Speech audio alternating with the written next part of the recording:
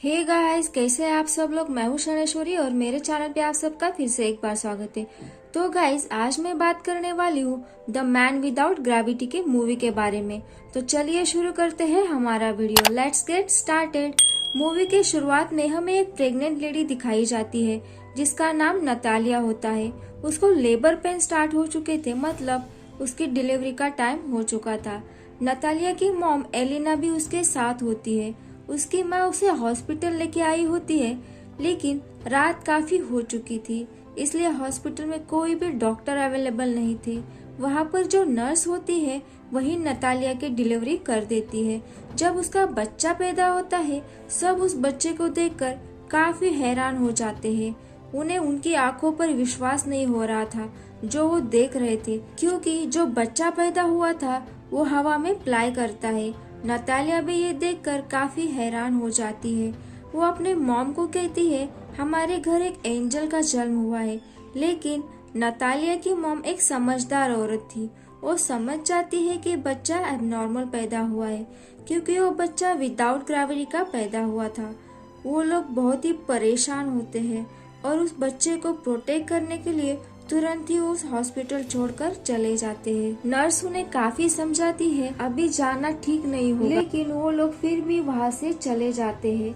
जब वो लोग घर आते हैं तब नतालिया की मदर उसे एक अजीब सा क्वेश्चन पूछती है कि तुम याद करो कि इस बच्चे का पिता कौन है। लेकिन उसे तो कुछ भी याद नहीं आ रहा होता। उसकी मॉम बताती है कि ये कोई नॉर्मल बच्चा नहीं है, हम इस राज को राज ही रखना होगा। अगर ये बात किसी को पता चल गई तो हमें कई मुसीबतों का सामना करना पड़ सकता है। फिर वो बच्चे का नाम ऑक्सर रखते हैं। ऑक्सर वाकई में नॉर्मल बच्चा नहीं होता।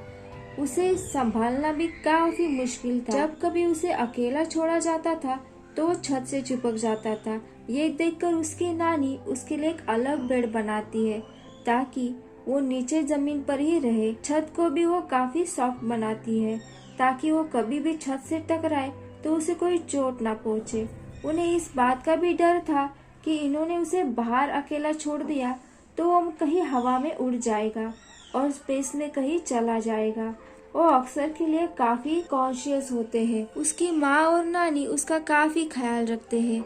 फिर वक्त के साथ साथ अक्सर बड़ा होता है, लेकिन वो घर पर ही रहता है क्योंकि उसकी नानी उसे बाहर जाने नहीं देती थी। घर बैठकर वो सुपरमैन के कार्टून्स देखा करता था और वो खुद को भी इमेजिन करता था कि वो भी एक सुपर हीरो है। अक्सर हमेशा अपनी माँ से पूछता था कि आप लोग मुझे बाहर क्यों नहीं जाने देते। वो उसकी बातों को टाल देती थी। वो हमेशा खिड़की से बाहर देखता रहता था। वो लोगों को, अपने जैसे बच्चों को जो स्कूल जा रहे होते हैं, उन्हें देखता रहता था। जब वो बाहर के बच्चों को खेलते देखता था तो वो काफी दुखी हो जाता था और आजाद जिंदगी को वो बहुत मिस करता था।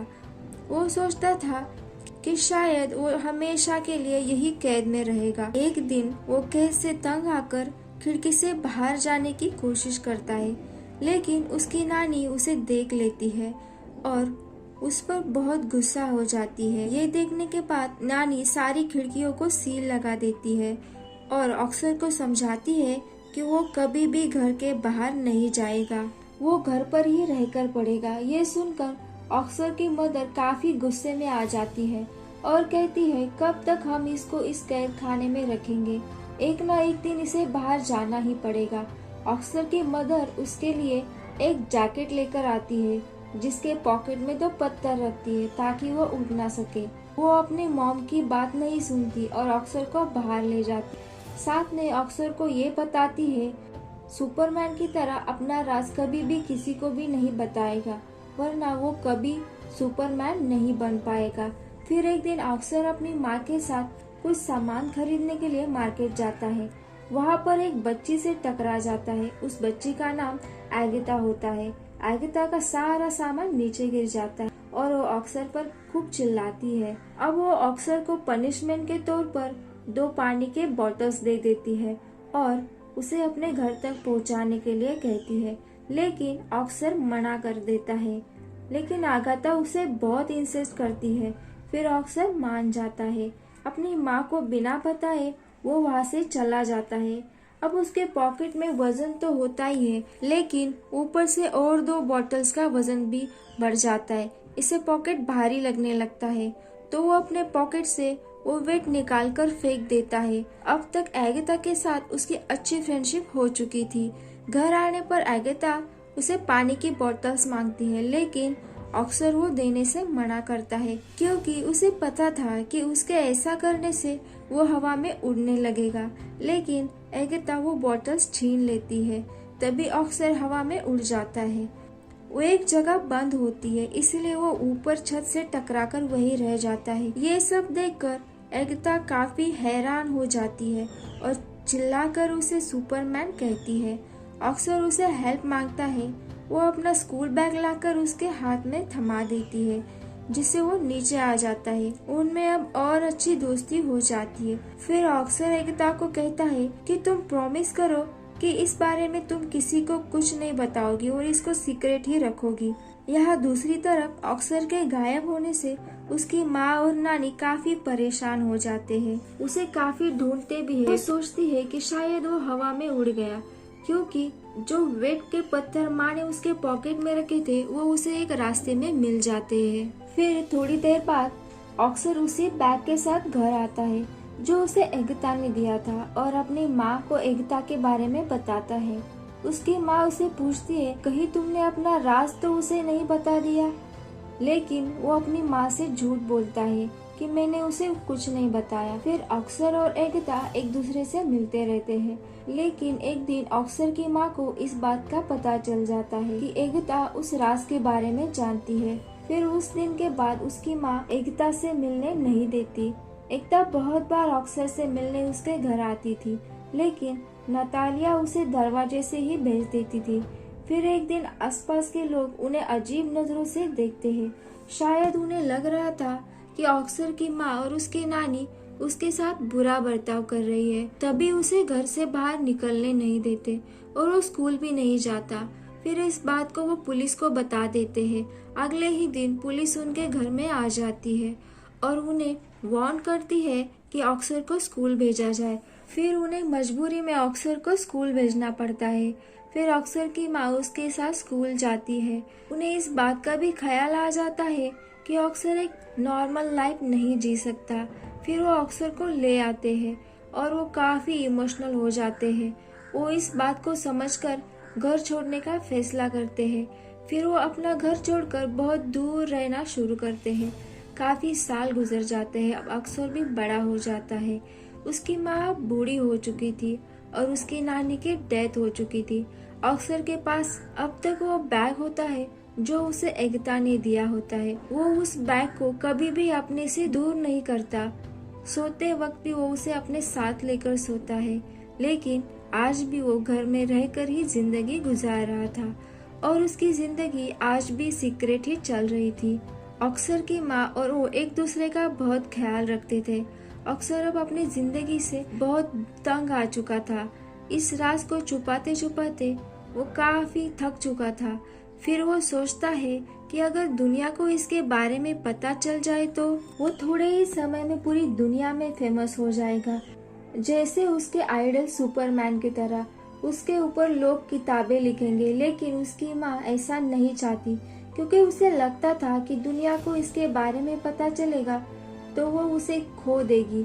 फिर वो अपनी माँ की बात मानकर इंतजार करता है, लेकिन फिर उसका इंतजार खत्म होने लगता है। वो अपनी माँ को बिना बताए घर से निकल पड़ता है। फिर वो एक मैजिक शो में चला जाता है, जहाँ लोगों के टैलेंट को दिखाया जाता है और वो पहली बार अपना टैलेंट दिखाने गया होता है। फिर वो शो हिट हो जाता है। उसकी माँ भी ये शो देख लेती है। इस मामले में उसकी माँ हताश और बेबस हो जाती है कि काफी लोग अक्सर को टीवी पर देख चुके हैं। वो फेमस भी हो चुका होता है। फिर अगले दिन वो एक आदमी जिसका नाम डेविड होता है उसे मिलता है। दरअसल ये आदमी कंटेंट एजेंट होता है। वो अक्सर से कहता है कि तुम्हारी मशहूर होने में मैं मदद कर सकता हूँ। हम बड़े बड़े शो ऑर्गेनाइज करेंगे जिससे तुम फेमस हो जाओगे। फिर वो अक्सर को एक घर देता है जहाँ पर वो रह सके और उसे कॉन्ट्रैक्ट पर साइन भी करवाता है। अक्सर भी फेमस होना चाहता था। वो दोनों मिलकर बड़े बड़े शो ऑर्गेनाइज करते हैं, जिससे ऑस्कर रातों रात एक सेलिब्रिटी बन जाता है। बाद में ऑस्कर को एक नाम दिया जाता है, द मैन विदाउट ग्रेविटी। वो दोनों अपने काम को काफी एंजॉय कर रहे होते हैं और उन्हें काफी पैसा भी मिल रहा होता है। लेकिन ऑस्कर को फिर भी रियलाइज होता है कि जो सपना उसने बचपन में देखा था सुपर हीरो बनने का, ये तो वो नहीं है।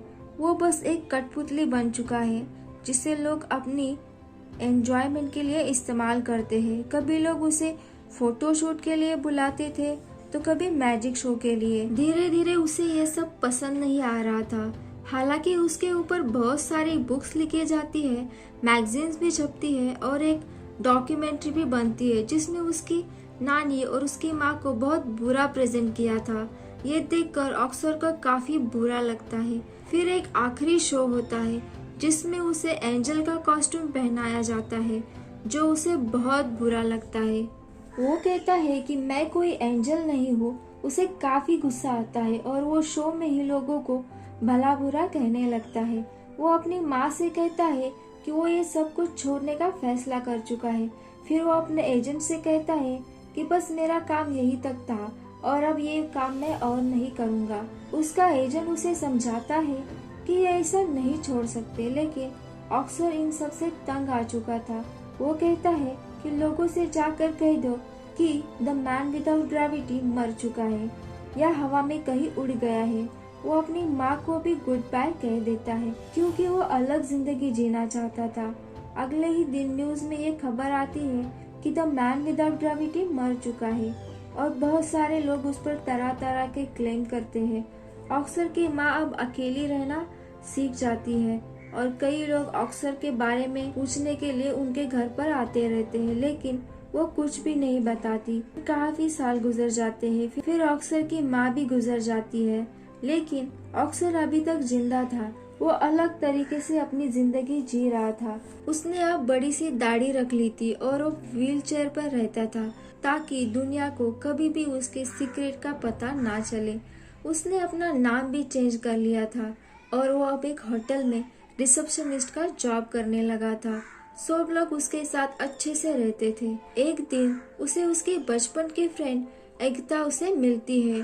वो ऑस्कर को इस पिंक बैग की वजह से पहचानती है जो आज भी उसके साथ था, जो उसने बचपन में उसे दिया था। उस बैग की वजह से ही वो जमीन पर रहता था।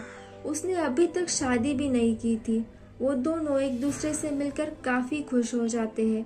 अब एकता भी काफी बदल चुकी थी। उसका मकसद अब सिर्फ पैसे कमाना था।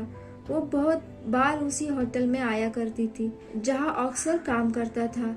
वो हर बार अलग अलग लोगों के साथ वहां आती थी। ये देखकर ऑस्कर को बहुत बुरा लगता था। ऑस्कर कई बार अपने दिल की बात एकता के सामने रखता है, लेकिन वो काफी बदल चुकी होती है और वो उसकी बातों को इग्नोर कर देती है। इस बात से पता चल जाता है कि ऑस्कर ने अभी तक उसे अपने दिल से नहीं निकाला।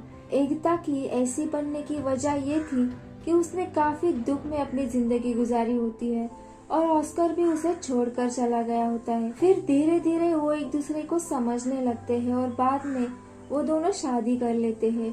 फिर वो उसी घर में रहने आते हैं जहाँ ऑस्कर बचपन में रहता था और यहीं पर मूवी खत्म हो जाती है।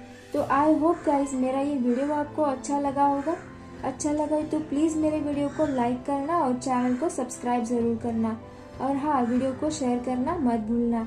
मैं आपसे मिलूंगी नेक्स्ट वीडियो में। तब तक के लिए bye bye and take care.